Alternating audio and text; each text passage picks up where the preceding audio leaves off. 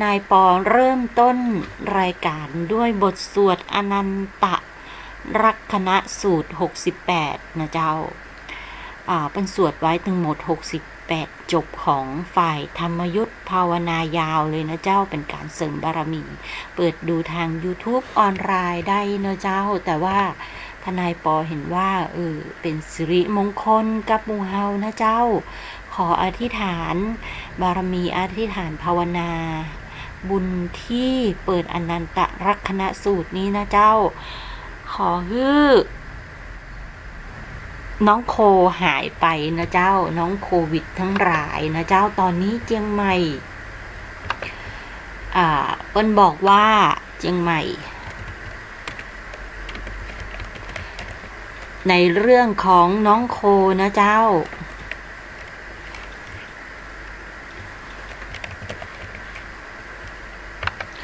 เจียงใหม่ในเรื่องของน้องโควิดนั้น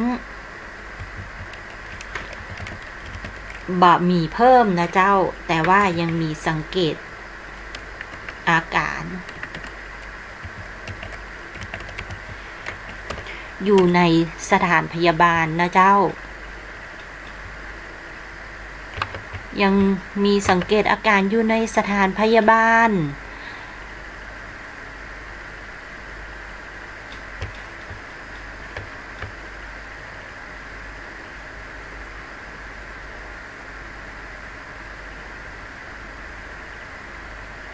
ยังมีสังเกตอาการอยู่ในสถานพยาบาลนะเจ้าข้อมูลอัปเดตในเชียงใหม่นี้ต้องรอนะเจ้าสาธารณสุขเพิ่นจะขึ้นแจ้งเตือนทุกวันเลยนะเจ้าว่าข่าวจริงข่าวปลอมข่าวเฟกนะเจ้าข่าวปลอมในเชียงใหม่มีเยอะมากเลยนะเจ้าเพราะฉะนั้นต้องระมัดระวังตัวนะเจ้ามันจะมีข่าวปลอมห้ามแชร์นะเจ้าข่าวจริงจะเป็นอย่างไรนะเจ้า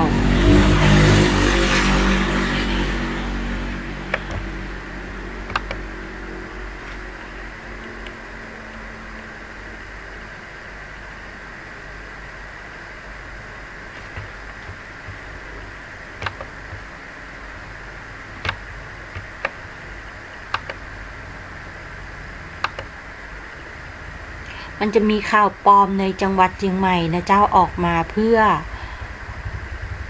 บอกว่าโควิดแพร่ระบาดอย่างร้ายแรงนั้นมาเป็นความจริงนะเจ้าตรวจสอบแล้วไม่เป็นความจริงนะเจ้า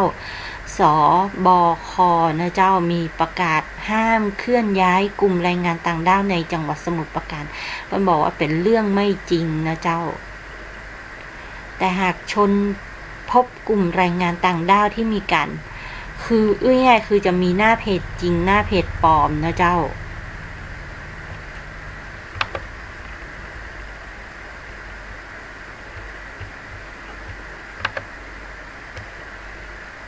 หน้าเพจจริงต้องเป็นสำนักงานสาธารณสุขจังหวัดนะเจ้าจะมีท่านสาธารณสุขยืนยันหน้าตานะเจ้าตอนนี้เชียงใหม่นะเจ้ามีผู้ป่วยติดเชื้อโควิดนะเจ้าอยู่ในโรงพยาบาลรัฐ9รายนะเจ้าโรงพยาบาลเอกชน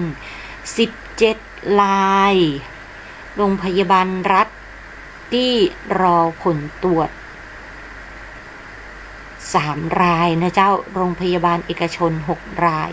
9รายนี่หมายถึงว่าอยู่ในโรงพยาบาลรัฐที่เข้าใหม่นะเจ้าและโรงพยาบาลเอกชนเข้าใหม่17รายเพื่อดูสังเกตอาการนะเจ้าตั้งแต่วันที่25ธันวาเป็นข้อมูลล่าสุดนะเจ้า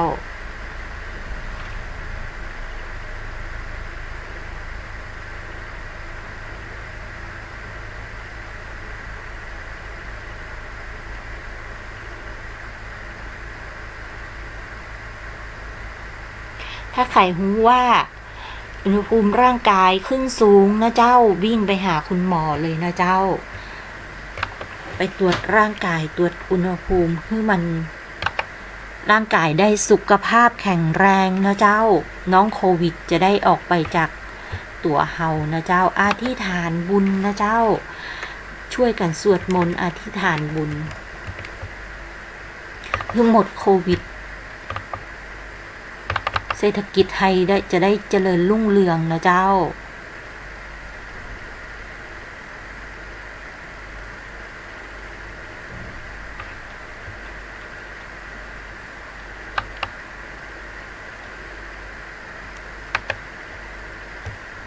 อธิบายเหตุผล